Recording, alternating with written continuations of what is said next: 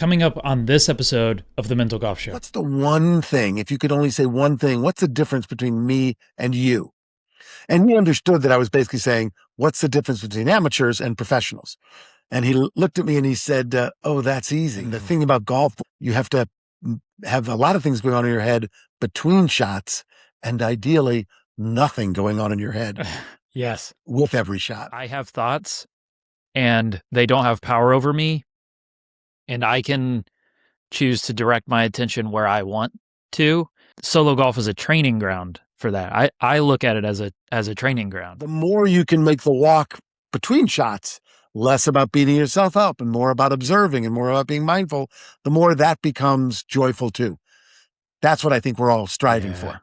If you've ever played golf alone but fallen apart the moment others are watching, then this episode is for you. In this conversation, Gary Belsky makes a compelling case that solo golf is not just a scheduling convenience, it's a mental training ground that can rewire how you handle pressure, self-criticism, and that performative noise that creeps in during a round. You're going to walk away from this conversation with some fresh perspective on why the mental game is so hard and a genuinely practical tool for building that mental game.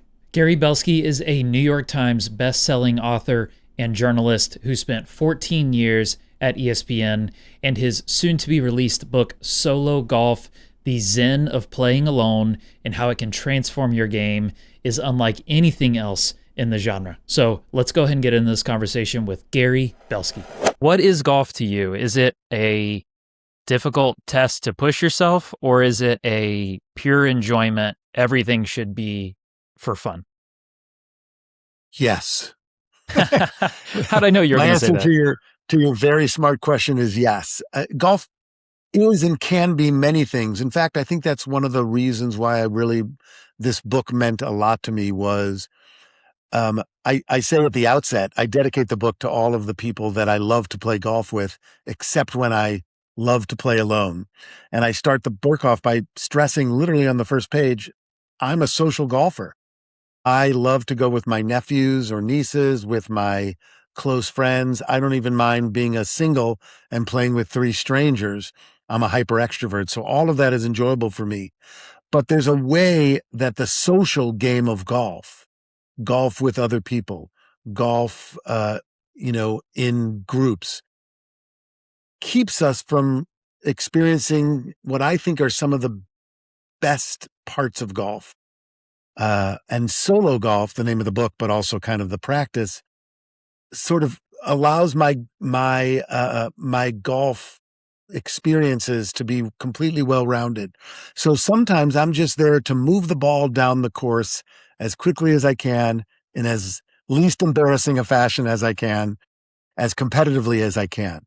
But sometimes I want to go deeper inside my own game and my own head. I don't, because in the end, as anybody who golfs knows, so much of the game is mental. I don't know if you've reached the point in the book where I tell a story about a conversation that someone had with a professional golfer. That person was me back in my ESPN days.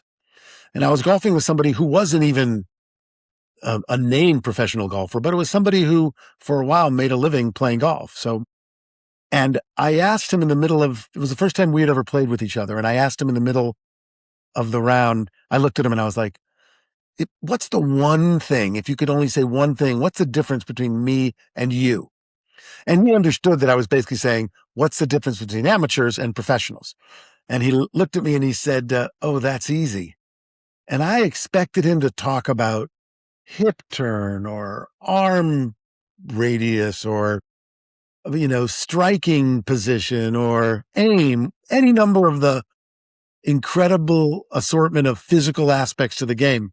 And he said, the difference between me and you, meaning the difference between a professional golfer and an amateur, is that when you're over your ball, he goes, when I'm over my ball, I am thinking only about that shot. And when you're over your ball, you're thinking about every shot that's happened today and maybe some from other rounds. And he was right, of course. And what he was speaking to was the mental aspect of the game. So one of the things I like about solo golf, aside from the kind of sensory pleasures is the aloneness and the isolation allows you to sort of understand your head when it comes to playing the game. So it's not just that, I think I say at some point, there's no quieter place than an empty golf course, right? Because when you're there, you're just expecting noise and people and cars and trucks and golf carts and club, rattling. And when you're by yourself, if you can manage to make that happen, it's so quiet that all of a sudden you relax and you're able to sort of think not just about the sounds and the sights of your game or the course around you, but really what's going on in your head. And so it's a test for me when I can really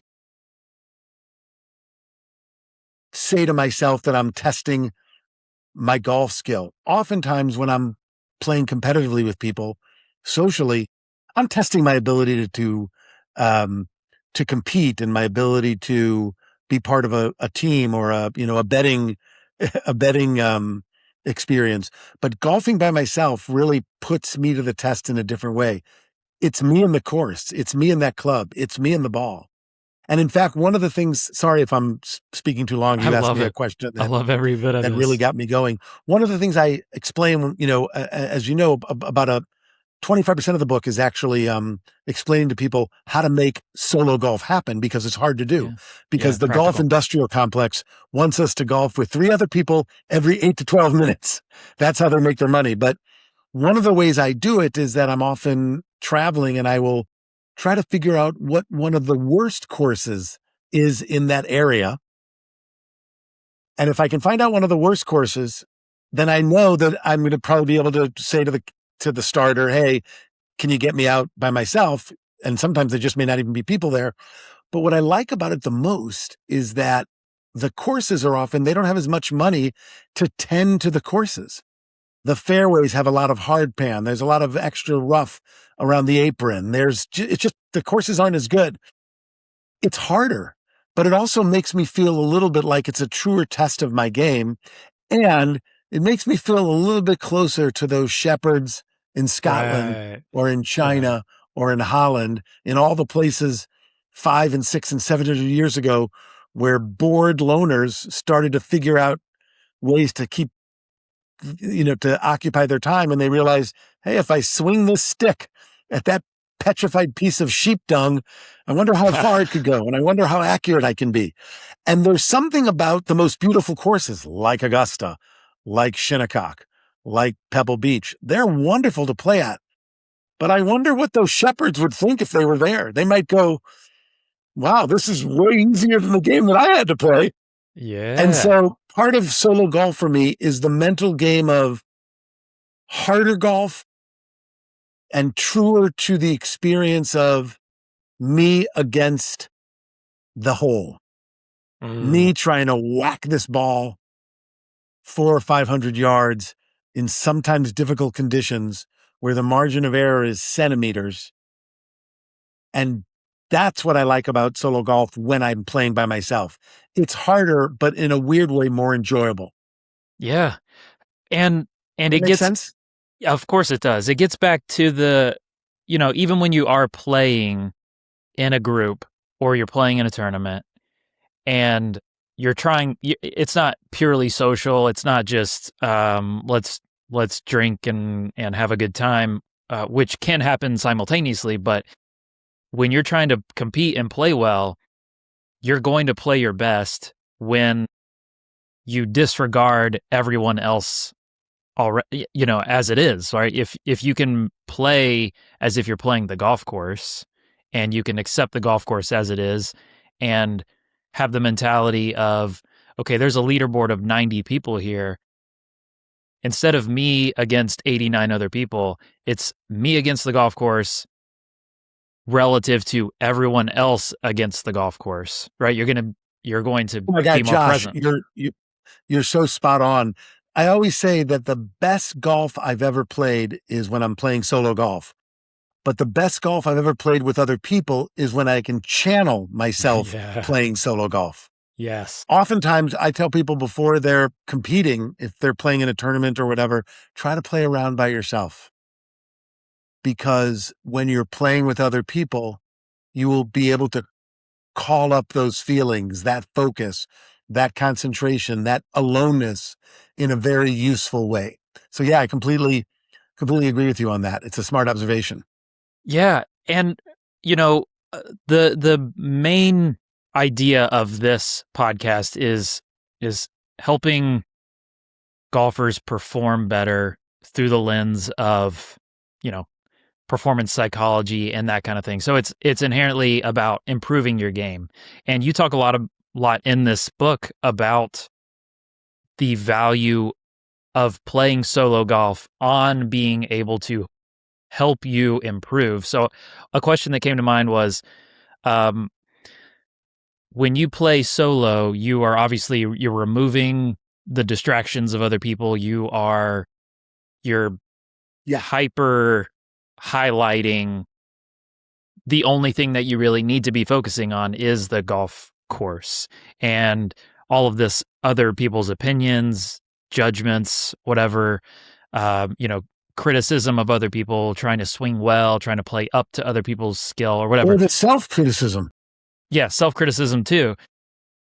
So what, if you're, let's see how I can ask this. If you're removing all of those obstacles, how does that help you improve when those obstacles are present? I don't know if that question doesn't make sense, tell me. Yeah, I get it. I mean, it's a perfectly fair question. It's basically saying like, you know, if you're, it's fine to play golf without some of the obstacles.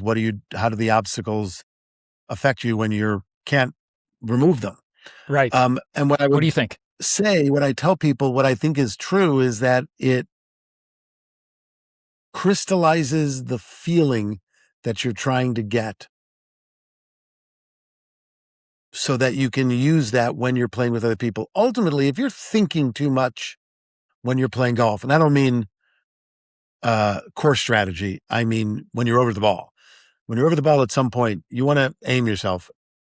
You want to have chosen the right club. And then you want it to be about nothing thoughtful at all. You want it to be about muscle memory and feeling. And what I believe is that a solo golf practice turns into muscle memory, the feeling that you want to get when you're playing golf the way you want to play it for yourself.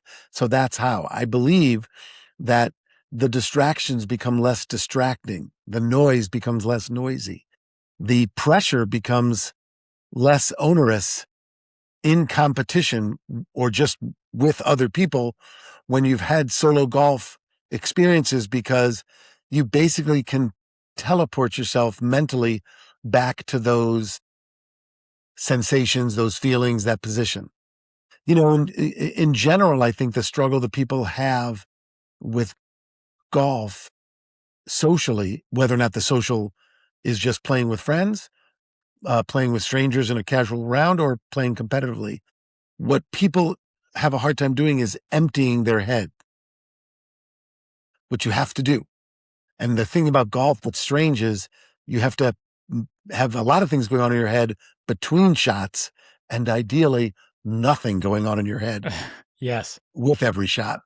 And somehow the solo golf practice allows for that. It allows you to sort of tap back into that. It's just me over a ball, not even looking at the hole necessarily once I get my head down. And I think you can have the best practice you're ever going to have is on a course playing by yourself, better than at a range, which the real thing that I find interesting is how different solo golf is than going to a driving range. Even a driving range that doesn't have mats or AstroTurf, there are ranges that are, you're playing off grass or off, hard pan. It's not the same as when you're out on a course playing by yourself. And there's something about that experience that allows you to channel it when you are facing those obstacles that you've eliminated in a solo round. Hello, golfers. I want to pop in real quick to tell you about my favorite app on my phone Shot Pattern. You could call Shot Pattern a golf GPS app, but I think that would be doing it a disservice. I would define it more as an all-around game improvement app that also helps you play smarter golf, and it does it as simply as possible. And the number one thing that I hear from people the first time they use Shot Pattern is how simple but chock full of good features that it is. So I want to tell you a few ways that I use Shot Pattern.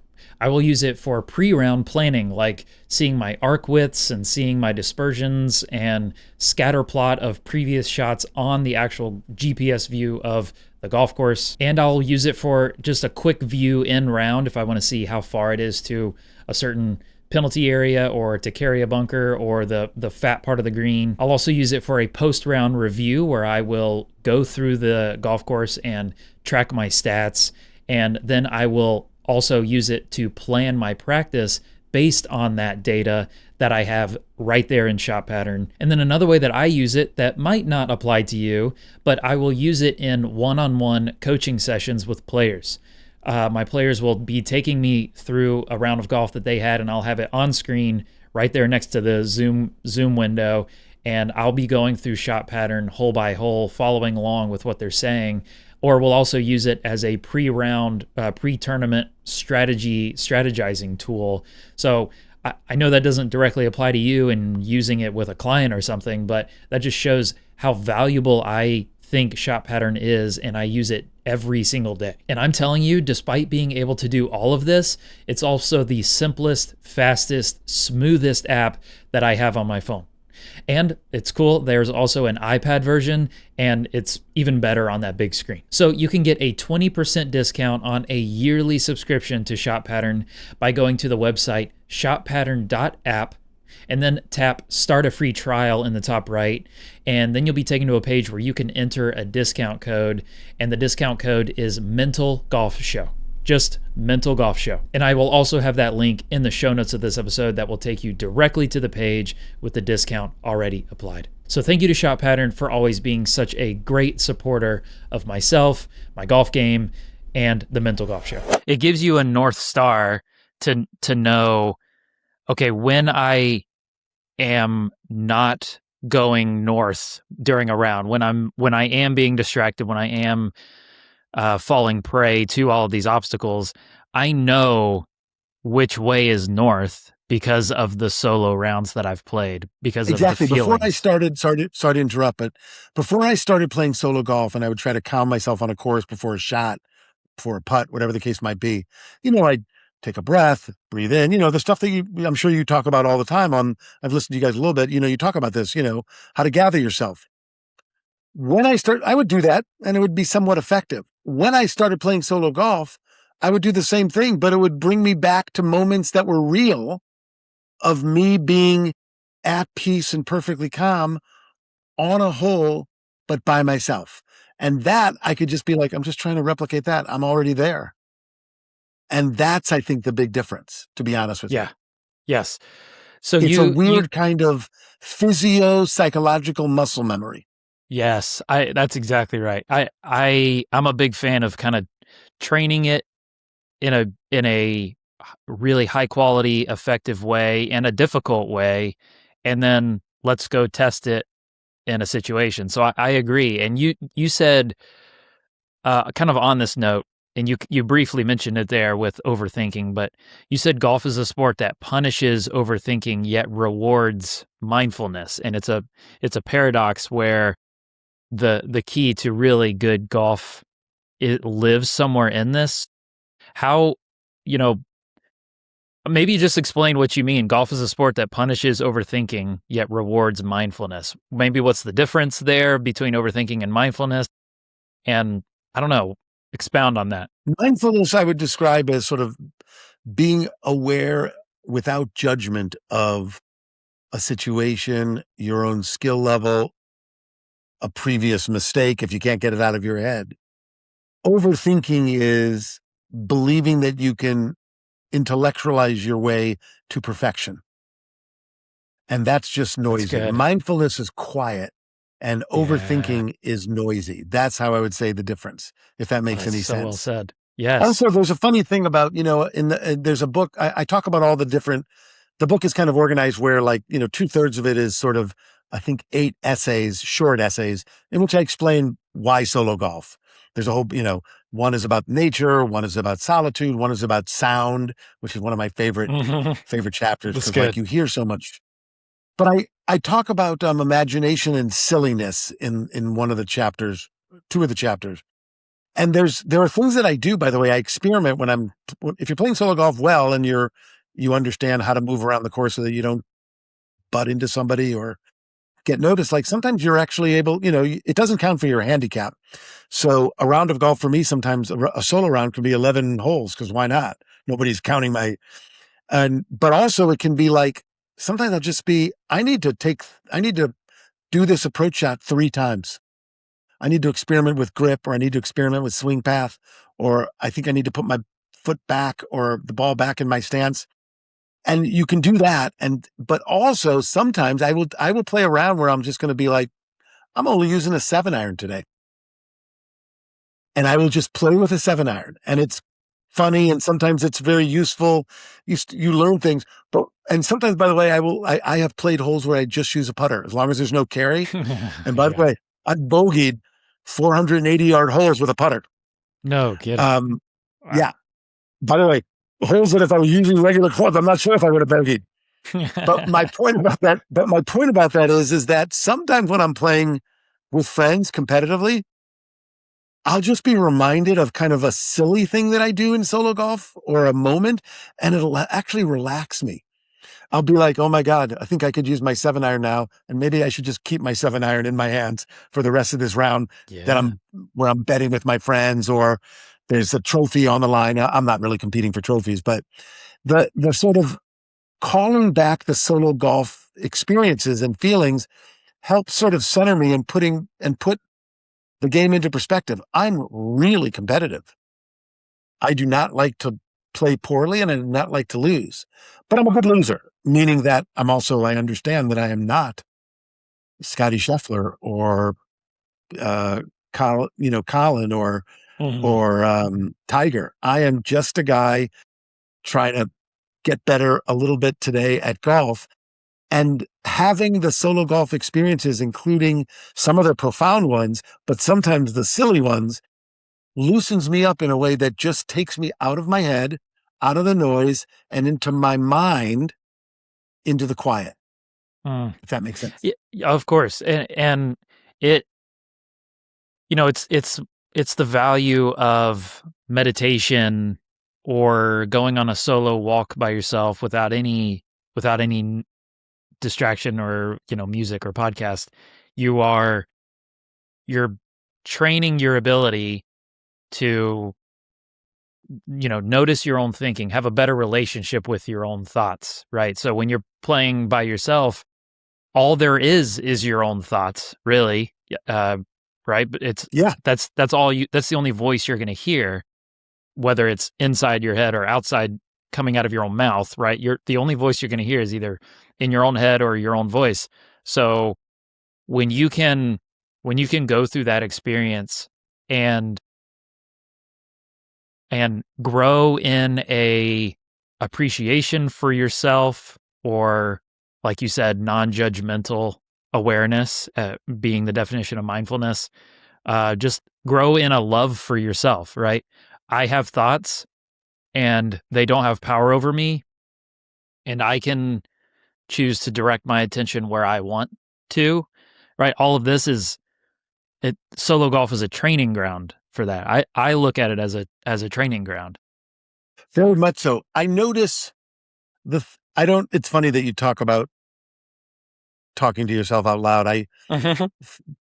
Many years ago, I have a friend in common with Will Arnett, the actor. Yep. And he's a pretty good golfer, and I played with him. He was a much better golfer than me, and I think he used to make fun of me because I would screw up a shot and talk to myself out loud, basically yell at myself out loud, and he just thought that was the funniest thing. So I know what you're talking about, but what's interesting to me, and I still end up talking to myself a little bit, much less now than when I was younger, but what I find really interesting is that when I'm solo golfing, playing solo golf, the word that I hardly say anything out loud. I never yell at myself. but I often will go, huh. Like I'll do Right. something and I'll just go, Curiosity. huh. It'll just be like, oh, that was interesting. That's what the huh means. I won't say that was interesting. And Yeah. it's funny. And I'll just be like, wow, I really shanked that, or I topped it, or, oh, that was so funny. I didn't take that third practice swing. And somehow when I hit the ball, that third practice swing, which is always better than my regular swing, came into play there. And what I will find is that when I'm playing golf with other people, I'll make a mistake, say, or just, even if I hit a shot well, but not quite as well as I thought, I will be reminded of what I would do if I was playing by myself. And I would be like, huh.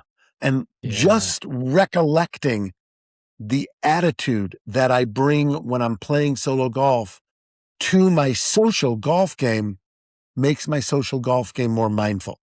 Yes. And I can't, I'm sure whenever I play, I'm always trying to remember how to be chill.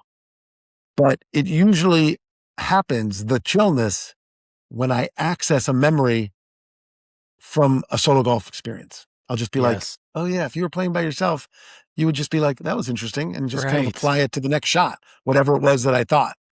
And, it's funny because if you ask me physically where I feel the solo golf experience the most, it's in my arms.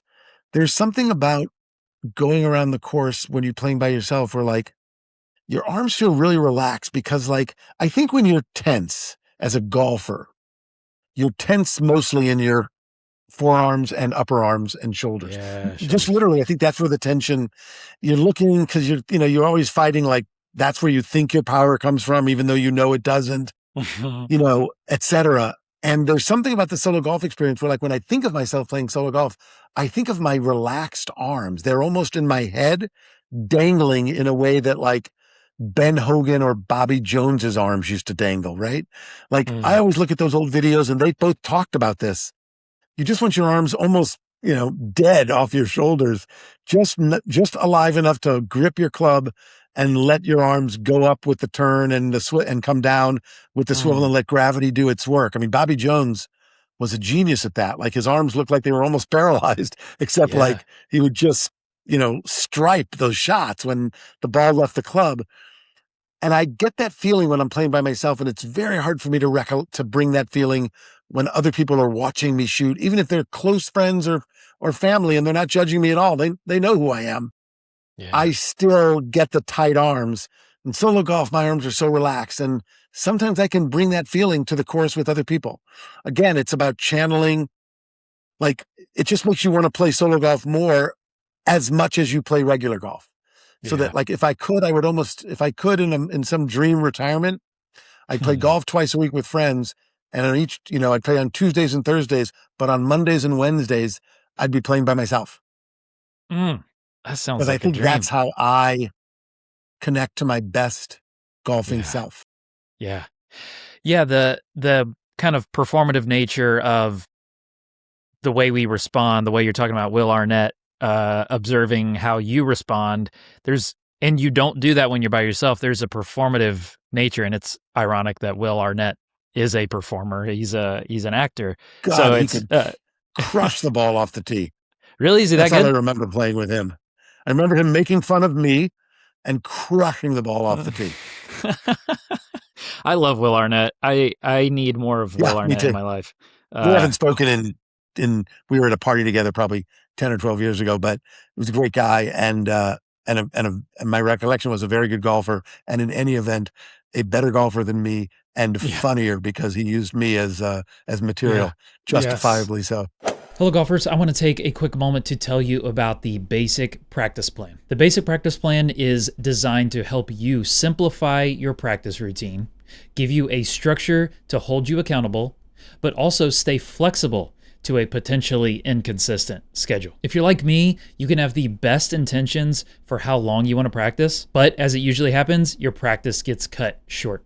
The Basic Practice Plan will make it easy to end your practice session and simply pick up where you left off. And when you purchase the basic practice plan, you will get access to a blank template, an example plan, and practice challenges that I have used throughout my own golf career to help me improve. You can go to joshnicholsgolf.com/practice to get the basic practice plan and start making your practice more intentional, accountable, and flexible. Again, that's joshnicholsgolf.com/practice.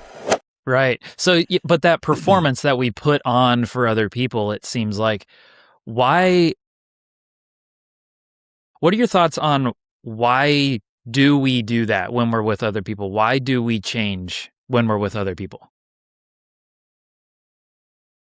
Wow, that is a profound question, Josh Nichols. Because you're sort of asking, I think, about the nature of the human experience. I think if we don't care what other people think, we are sociopaths.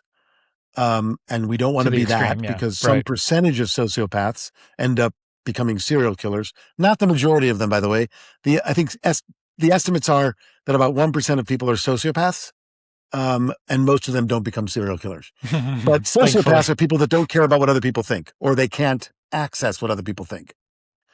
I think the human experience, the way we've evolved, is to want to be parts of things, parts of families, parts of tribes, parts of clans, parts of towns, parts of cities, etc. And in order to be a part of things, we're not thinking about this consciously, of course, but in order to be a part of things, we are always looking for the rules and the rates. By the rules, I mean what's expected of me, and the rates, I mean what are the dues? What do I have to do? What do I have to pay in order to be part of this group? And then what's expected of me? And I think in a funny way, that's where the performative self-consciousness comes from. So much of, I always say, I have a business partner. I run a storytelling studio, a communications consulting firm. And my business partner, who's a good athlete, always talked about that when he was growing up, all he cared about was not looking stupid on the court or on the field or on the rink, whatever the case might, on the diamond, whatever the case might be. And I think that I understand that because like the first thing I want to do when I'm golfing with somebody is, and golf is unique in sports in that you can really play with somebody orders of magnitude better than you, as long as you understand the difference and how to play with them, right? And so the first thing I want to show somebody is not that I'm a great golfer if somebody's really good. If I'm told that I'm playing with somebody very good, I don't want to show them that I'm as good as them because I can't. I want to show them that I know how to be on the golf course with great players and just be on the golf course in general. That's part of the performance too, is my point. Is I think we are just always as humans trying to belong to the club and do what the club expects of us. And then we're worried about being kicked out of the club. So to the extent to which people get self-conscious, and of course, as an adult, I'm not worried that I'm going to be kicked out of any club, literally or figuratively, but I am worried that somebody's going to be like telling a story about me later. Oh my God, I golf with this guy and you should see the way he blank, right? And so I have nothing, my golf game is pretty good. So I don't really fear that way, but I did at some point, so I think that's where it comes from. I think it comes from the need of humans. It's a need as much as oxygen or water, the need to belong, the need to have people, the need to be part of things. And once you have that need, then you are always going to be thinking about how you're being evaluated and thinking about how you are being whether or not you're matching up. And obviously nobody is necessarily having those thoughts on a random Sunday afternoon in Bethesda, Maryland, when they're golfing.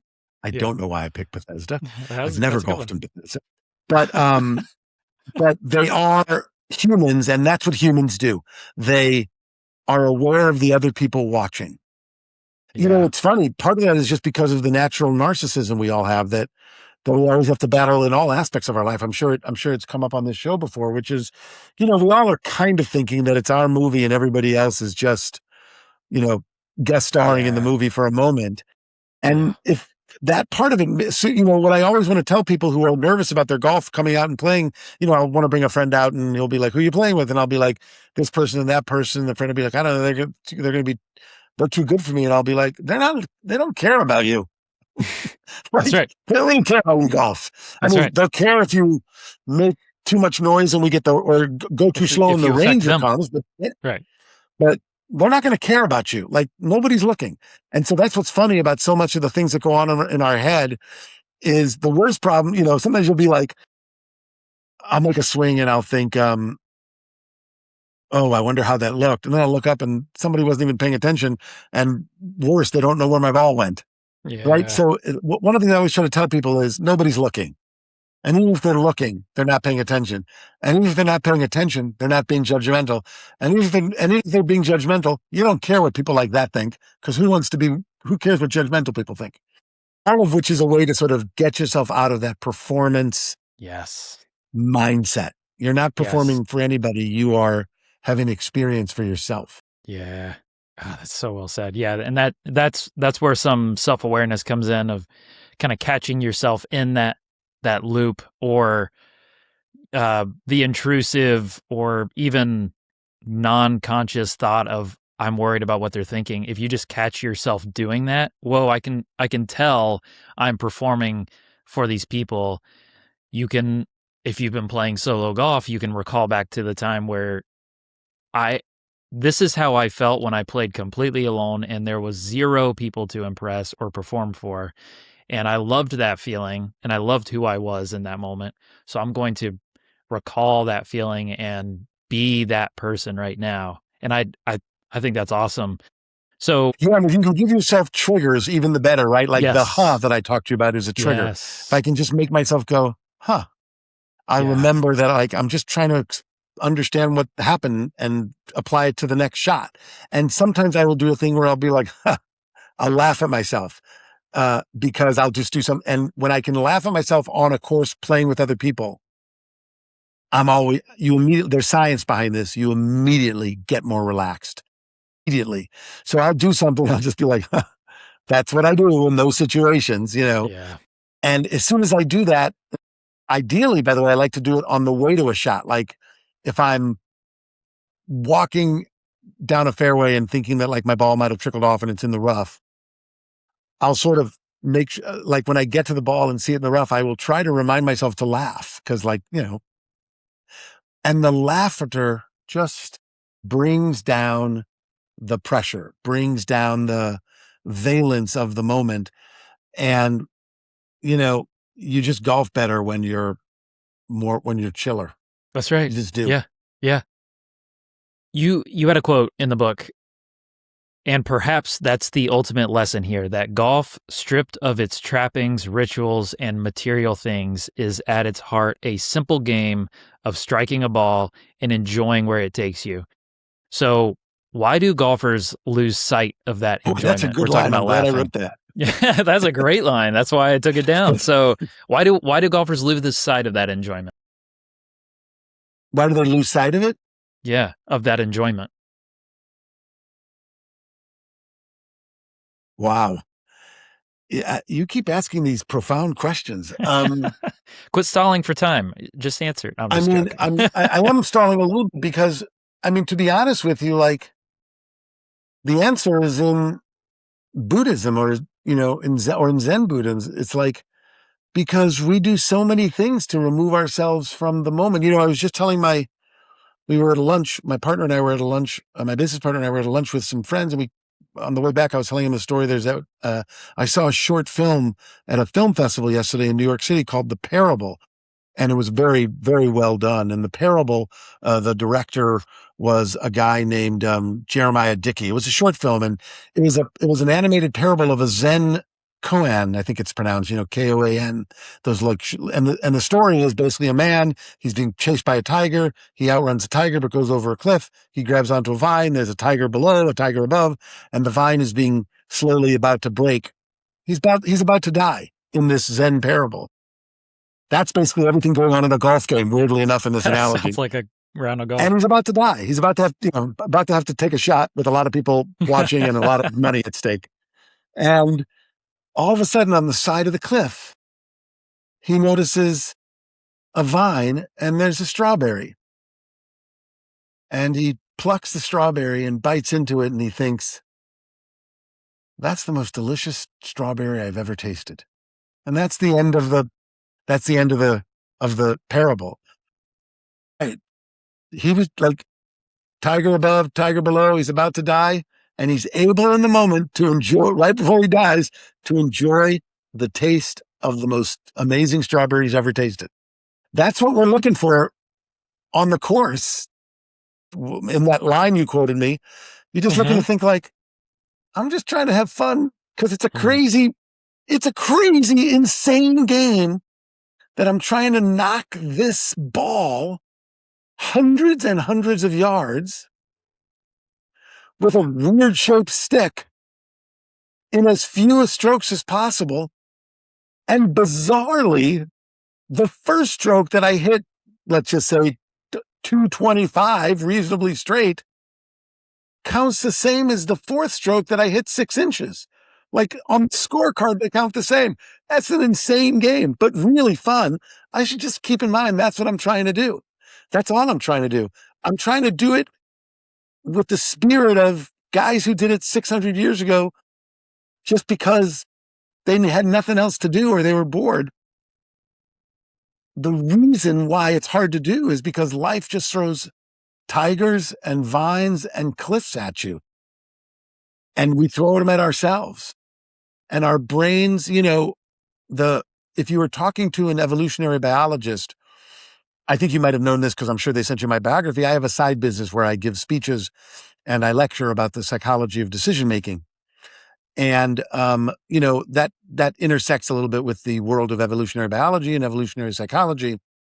And basically, what you're describing is what people call the excess brain capacity problem, which is the reason why we are at the top of the food chain on planet Earth is because we learned how to eat meat, and then we learned how to make fire, and the fire allowed us to eat more meat, and our brains got really big, and these big brains allowed us to solve things that other animals could not solve. The problem is we don't need our brains these days for so much of survival as we did back then. And so we have all of this excess brain capacity. And the happier people are the ones who figure out what to do with it in calm and peaceful ways. And the unhappy people and the problematic golfers are the ones that don't know what to do with that excess brain capacity. And they just start thinking unhelpful thoughts. And those unhelpful thoughts can come in a marriage. They can come in a friendship. They can come in a job. They can come in investing. They can come in anything, and they can really come on the golf course. Those unhelpful thoughts, right? Just think of how many places in your life that, you just have these intrusive thoughts because your brain's got the time to figure it, to conjure them up. And it's like, that didn't help me at all. That just, in fact, makes my life more difficult, but it's hard not to. I'll be honest with you. For a while, the working title of the book was how playing alone can improve your life, can improve your game and change your life. Yeah. Because I find the solo golf experience helpful in the same way I find yoga helpful. I talk about yoga off the mat, right? I don't know if you do yoga. There are principles of yoga that if you can remember them at work or wherever the case may be, they help you be happier and better and more relaxed. The same is true of solo golf. If you can take solo golf off the course and just sort of remember, like, I'm just trying to knock a ball down the fairway. I'm just trying to have a couple of swings that just feel like they are natural. I'm just trying to have a little fun. I'm just trying to recollect that feeling where my body was loose and not tight. That can help you in a contract negotiation. That can help you in a fight with your husband or your wife. It can help you in so many ways. It's a meditative practice. I think that's why it resonated with you, because you think about these things, right? And golf gets no better than when it becomes a meditative practice, when it's just flow, when it's just, and by the way, I'm sure you've had this experience. Sometimes, on my best days at golf, and I've had some good ones, I'm working at it. I'm grinding it, playing well. Sometimes, even grinding in mindfulness, if that makes any sense. Yeah. Sometimes you play with people and you watch them and you're like, they are playing a game with which I am not familiar because they are not thinking at all. They're just like, they're thinking where they want to aim it. Somehow they line it up naturally well. Somehow their arms are hanging from their shoulders naturally well. And you watch them and you're just like, it's almost like watching somebody paint or watching somebody just play chess in a way that you understand, but you really don't understand how you can think 11 moves ahead. It's like watching a master at work and you're just like, I aspire to that. But it's funny, I play better when I play with people like that because all that does is calm me. If I play with fellow grinders who are better than me, it can intimidate me. If I play with somebody who's better than me where it's just clearly a natural, easy experience, that just calms me down because I'm like, that's what I want to be. Give me one of those. And so, I think the answer to the question is the reason why it's hard for people to just remember what they're doing is because our brains are too big. We've got too much time on our hands. Hello, golfers. I want to take a quick moment to tell you about PutterCup. PutterCup is a dead simple and truly effective set of putting training aids. And I think they are more than training aids. They're more like a putting improvement system. There are 3 different putter cups that tackle 3 distinctly different components of putting. One is for focus, one is for speed control, and then one is for flexibility of use. So the center cup helps with narrowing in your focus and making an actual hole feel bigger. The speed bump helps with dialing in your holing speed. And then the to-go cup, which is my personal favorite, allows you to have a regulation-sized hole wherever you go. And what's cool is they're small, so you can just keep them in your golf bag and pull them out whenever you need them at the golf course. So I personally really like using the speed bump in my practice.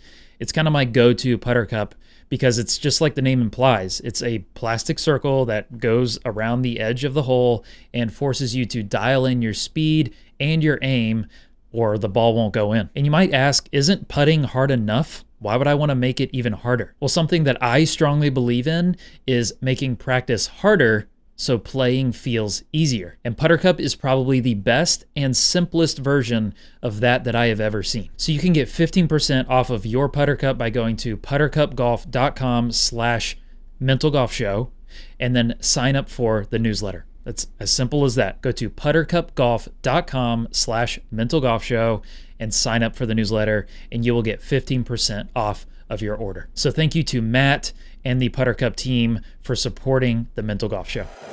Is that enjoyment, perspective, that mindfulness, that kind of Zen-like state, do you think that is, because you watch pro golfers and you hear the way they talk, and it sounds 99% of the time, it sounds like it's that grinding.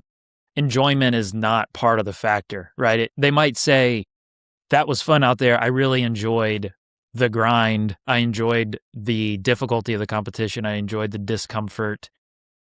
So does the kind of, this should be a blissfully enjoyable activity.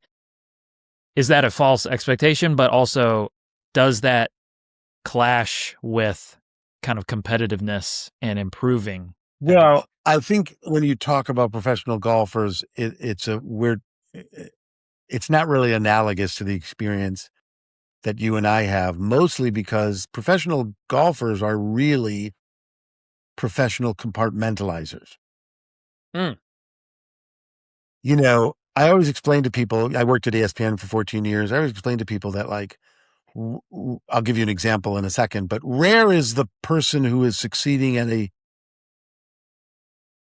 professional athletic level who was the best athlete of that, born in that year, right? Like Michael Jordan, I think he might be my age. Let's just say he's 65 and he was born in 1961.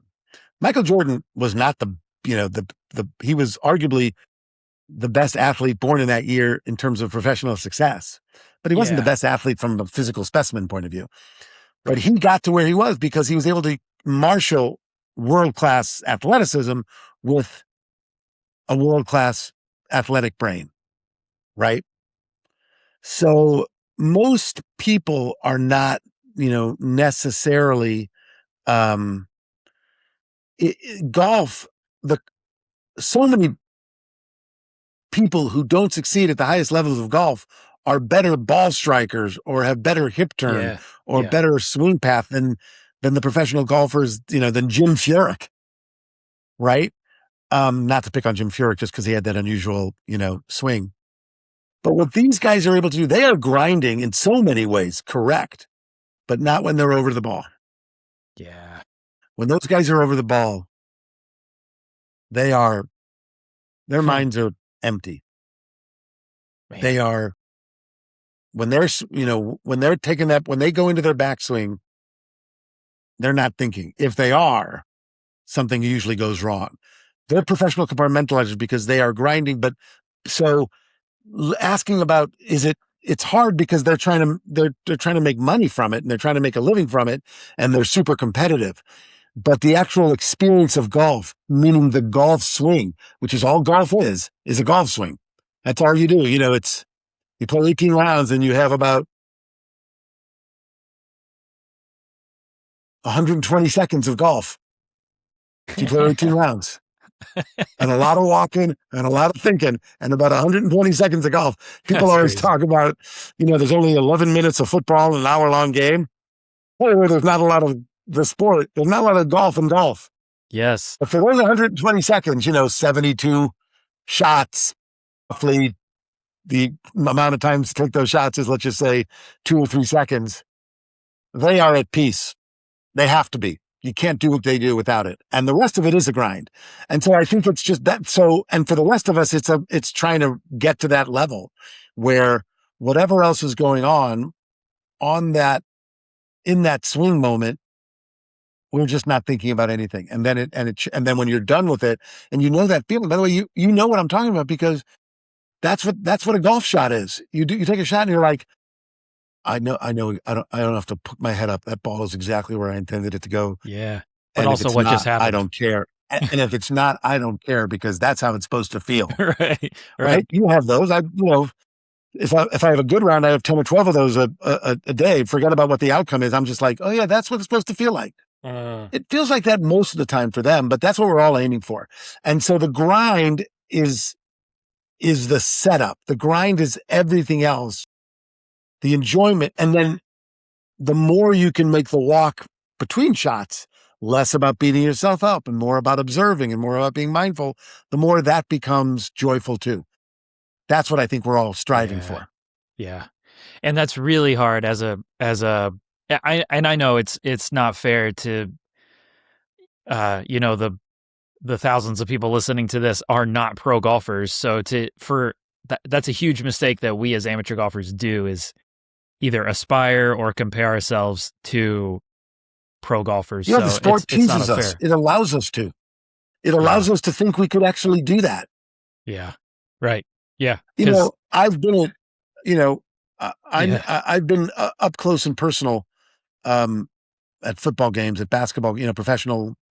I played hockey in college for a little bit. There's never a moment when I'm watching an NFL game that I think like, oh yeah, I could do that or I could have done that. Right. Sometimes you're looking at golf and you're like, why can't I do that? I should be able to do that exact thing. And I have. That's why golf is such a tease. By the way, the thing I was going to tell you was, I believe that LeBron James might very well have been the single greatest athlete born in America the year he was born. And in fact, he's having a career that suggests that he is the single greatest athlete, of his age in America. Right. So once in a while, I think both those things come together. But, and also I've met him. He is extraordinarily bright and really knows how to put the psychological with the physical. But almost every professional athlete is smarter than we understand because they've been able to meld the psychology of the game with the physicality of the game because they are not hardly ever the best athletes of their age cohort. They are just the ones that marshaled world-class athleticism with world-class psychology. That's so well said. And on the kind of margins between us and pro golfers, and we shouldn't be comparing, I've never seen it laid out like this. This is so cool. Well, it's the one where you say if you average 73. I know what you're talking about. Okay. Yeah. Okay. Should I tell it? Yes. It was told to me when Tiger Woods was at his peak. And it's a little bit of a trick, but it's fantastic. I try to explain to people kind of the one way to explain to people the margin of error in golf and how narrow it is that you can mishit a ball by millimeters on your club, and it could end up 75 yards in the opposite direction of where you were aiming. Yeah. The other way I explain it to them is to say that, is to tell them about, par on a course is 72, most courses. And I explain to them that, if you average 73, I learned this in 2002, 2003. I said, if you average 73, you could be the most popular person at your municipal course or your country club. And if you just average one stroke better, 72, you can go to college for free. If you average one stroke better than that, you can make a living playing golf. 71. If you average 70, you can be a millionaire. If you average 69, just 4 strokes better than where we started, you can be a multimillionaire. And if you average 68, you'll be the most famous person in the world. 5 strokes better. Because at the time, Tiger Woods was averaging 68, and he was the most famous, arguably the most famous person in the world. Yes. And that's how I try to explain to people, like, this game that sort of looks like everybody who plays it can kind of play it together. It's razor thin, the differences, but they are sometimes unbreakable, those razor thin kind of barriers.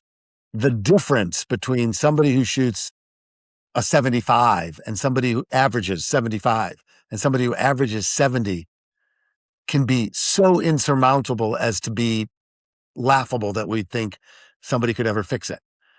Not always, but sometimes. And it's like, that's why golf is such a frustrating sport, such a glorious sport, such an unusual pastime, and such an endeavor, a hobby, a sport that requires so much mental agility is the word I'll use. Yeah. Because you can't lose your head. You just have to use your head in a way that we're not used to doing. And it takes a lot of practice for 99% of us. And, and a lot of practice at not a lot of concentration at not thinking in a funny way. That's, that's your whole premise. And I understand why there's a regular show in it, a regular podcast, because it's, in math, they would call it an asymptote. You can keep getting halfway closer to the wall and you'll never reach the wall. Yes. Right. You can just keep improving and you'll never get to where you think you need to be. Yeah. By the way, those pro golfers don't ever get to where they think they need to be. Right. And with golf, you can always count 5 shots, probably, that you could shoot a 60 and you could count 5 shots. Should have been better. Right. But you aren't, a guy who averages 80 compared to a guy who averages 75. The guy who averages 80 could count 5 shots more than that any given round, but you're not shooting 5 shots lower, right? So there's a reason why that 5 shots is not there. And I like what you said, that kind of professional compartmentalizers, we can all be really good at decision making. We can all be really good at practicing, and we can all be really good at preparing the best equipment, all these things.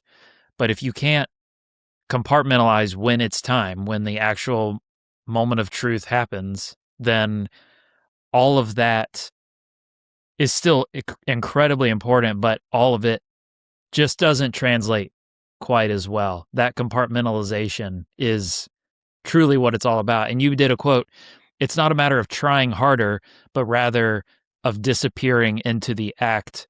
So how can we disappear into the act? I guess, what does that mean in the first place, disappearing into the act, but how do we do that? I think it's about that self-consciousness that you alluded to earlier, about the performance anxiety or the performativeness of the whole exercise. The more you just think about what you're trying to achieve, and rather than think about you achieving it, the more likely you are to disappear into the act. The more you're just thinking, like, I know what it's supposed to feel like to flush a shot. I'm just going to, try to keep in mind those things, or recall the memory of when I did it on a solo round or in a previous, social round. the more you can make it about the shot and not about you making the shot is how you disappear into, because you're basically forgetting other people.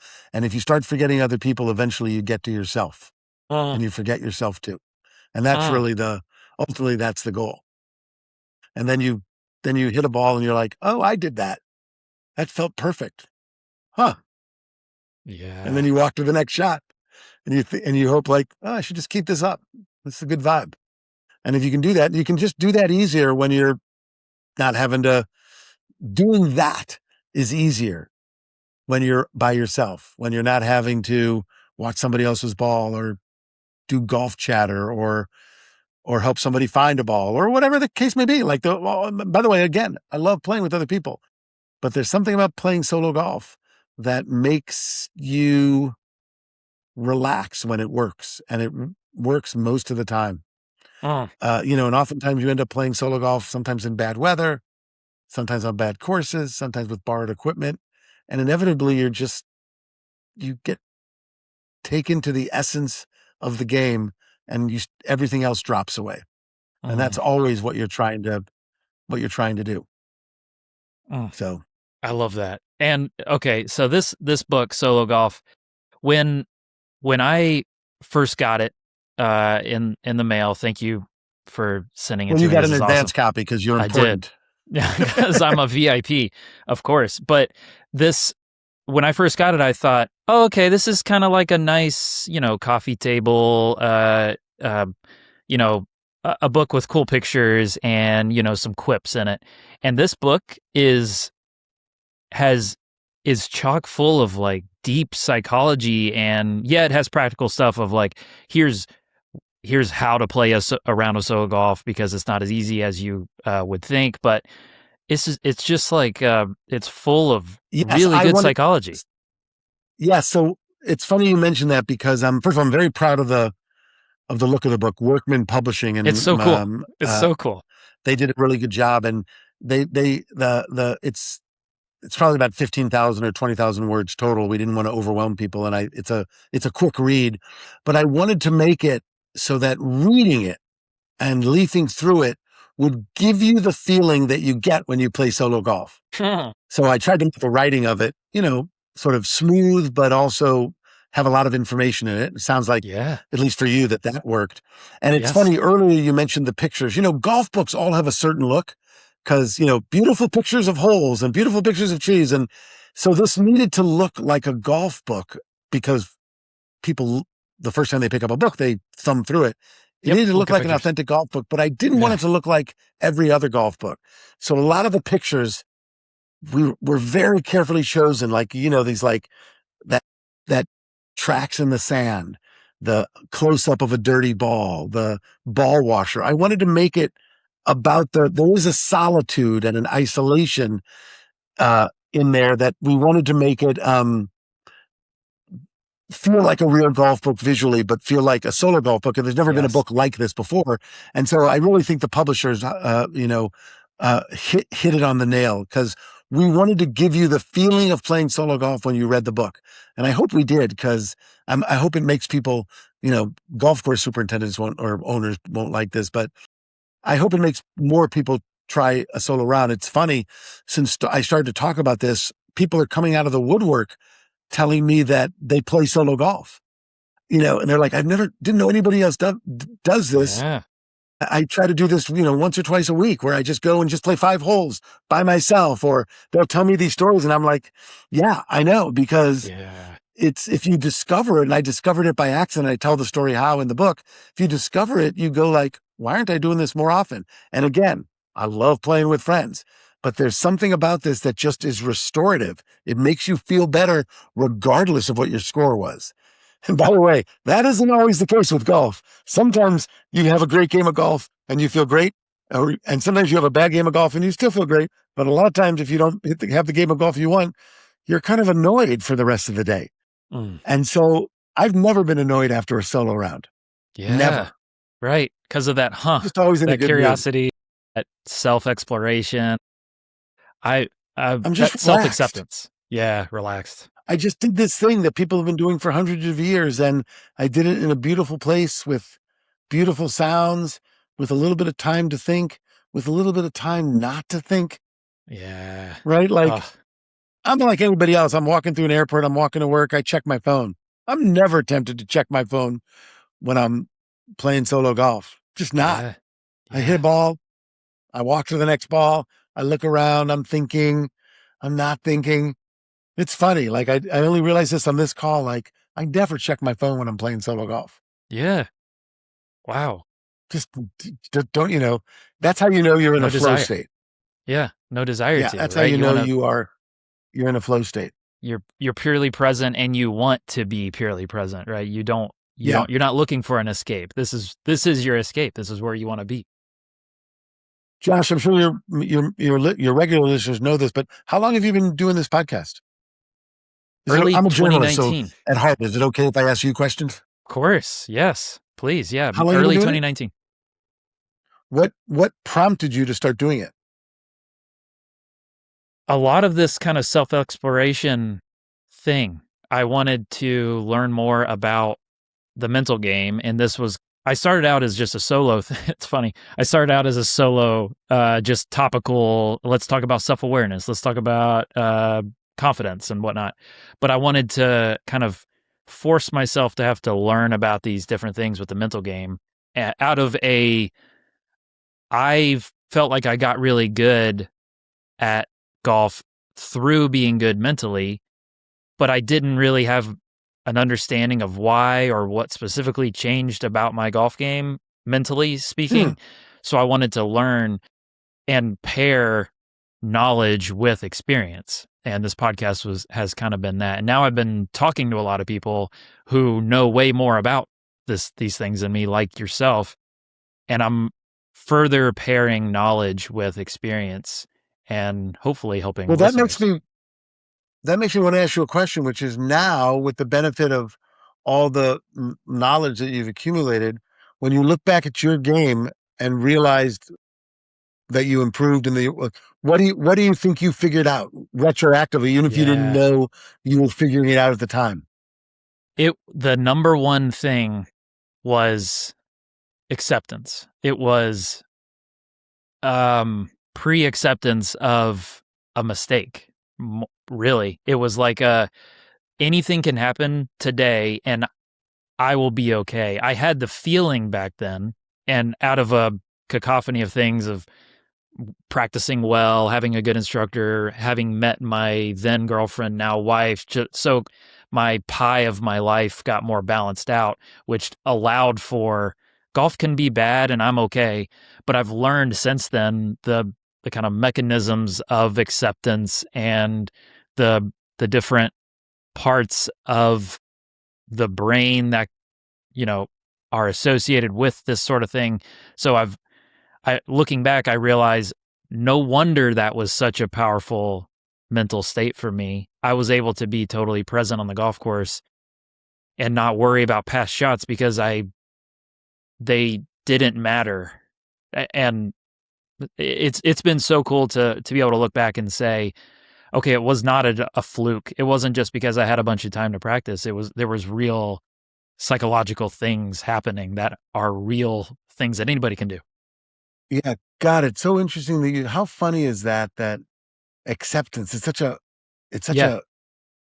a, until you understand it, it just feels like the funniest thing that somebody would tell you, like, oh, the way you get better in a sport is to accept your Yeah. mistakes. Like, Yeah. because that sounds almost counterintuitive to sort of improvement. And it's funny because, accept mistakes, accept weaknesses, I still play in a pretty competitive, like hard touch football game, and I'm old. I mean, most of the guys we're playing are 20s, 30s, 40s. I'm in my 60s, and because I've never stopped, I wrote about this for the Times about 8 or 9 years ago in my mid 50s when I thought I was going to stop playing football soon, and I still haven't. And I wrote about it at the time, and it was really true that part of the success in keeping playing was keeping playing, because if you keep falling down, your bones stay strong. But it Yeah. was also in recognizing that, like, I'm not the player I was when I was 15 or 25 or 35, and being okay with that, being okay with being able to do different things on the field than I used to, being okay with doing the things that I'm still doing on the field not as well. And in accepting who I was, I was able to sort of lean into the things that I was still good at. Like I play when I'm not blocking, because I'm a big guy. I'm 6'1", 215. When I'm not blocking, I play quarterback, and I play it reasonably decently still, but mostly because like I don't try to run. I don't try to get out of the way of rushers. I try to get rid of the ball fast because I'm a good decision maker. I can read the field quickly because God knows I've been reading it for 55 years. That's an advantage I have over 22-year-olds or 25-year-olds or 30-year-olds. Sometimes I still don't read it fast enough, but in knowing, in accepting that my legs are not what they used to, that even my strength is not what it used to be, I can actually go, I know what I'm good at. I'm good at reading the field quickly and making a decision and letting go of the ball. By the way, sometimes I'm like, I see a deep pass. I don't know. I'm good at accepting I can't throw that deep anymore. Yeah. And so I got to look at my second or third read. Basically, what I'm saying is it's a totally different sport than golf, but I continue to play it at a reasonably good level for my age because I've accepted the parts of my game that I wouldn't really want to admit when I was a 25-year-old. Yes. I wouldn't admit that I couldn't do anything. Yes. Acceptance of limitations. And so it's interesting how important when you said that, I was like, oh yeah, that's really smart. That is a key that weirdly unlocks better performance, acceptance of subpar performance. It's funny I mean, how that this works. Padraig Harrington quote, the biggest thing I learned from golf is embrace making a mistake. I mean, that's why I put that in there. Yes, that's so, I mean, I could not say it better, Padraig. The biggest thing I have personally learned from golf that translates to life, but also that has translated to improvement in golf is I could make a mistake here and it will be okay. And I likely will because golf is so hard. And I heard a Rory interview where he said he will draw up the thought of what's the worst that can happen? What's the worst case scenario here? I hit it in the trees. I have to punch out. I try to make par. Cool. I move on. The worst case scenario is not that I'm going to die, right? The worst case scenario isn't great, but it's not that bad. I'm okay, even if the worst case scenario were to happen. And the freedom that comes from that is massive because now you're not going to play scared of the thing that you thought was scary, right? When you actually look and can see clearly, the worst that can happen here is blank. I hit it out of bounds. I have to re-tee and I have to hit another one. Okay, that feels scary, but if you actually realize, okay, if that's the worst case scenario, I'm not actually scared of that, so I can swing more freely, which tends to allow the good shot to happen and not hit it where you were worried about hitting it in the first place. Exactly. And I'll go Rory one better, or add on to what you were saying, which is that, when I'm doing consulting on decision making or speaking on decision making, I talk about this a lot, which is that, people have one of the biggest influences in life is something called regret aversion, which is that oftentimes people aren't afraid of the bad outcome. They're afraid of feeling bad about an outcome, which is different. Yes. Right. Right. And so I often tell people, like, I try never to talk about my golf game because I'm not good enough golfer that you should want to hear about it. But my best stories and my best feelings from golf are actually, I would say, 2-1, where a third of them are lined up, tried to hit a great shot, hit a great shot. 2/3 of them are hit a bad shot, recovered from it. Yeah, right. I always tell people who are just afraid of making any kind of decision, any kind of mistake, I'd be like, have you lived a perfect life from a decision-making point of view? And of course they laugh. They'll be like, no, like you're laughing now. And then I'll say, can you think of 1 or 2 examples of like something that didn't work out the way you wanted it to, but something really great came from it? By the way, it could be like, I didn't get into the college I wanted to, but I went to this other college and that's where I met my husband, or, whatever the case, like, life is decision trees and they can go in a million ways. Like, so's golf. So many times you hit a shot you don't want to hit. And if you can hunt it, if you can just go like, what happened there?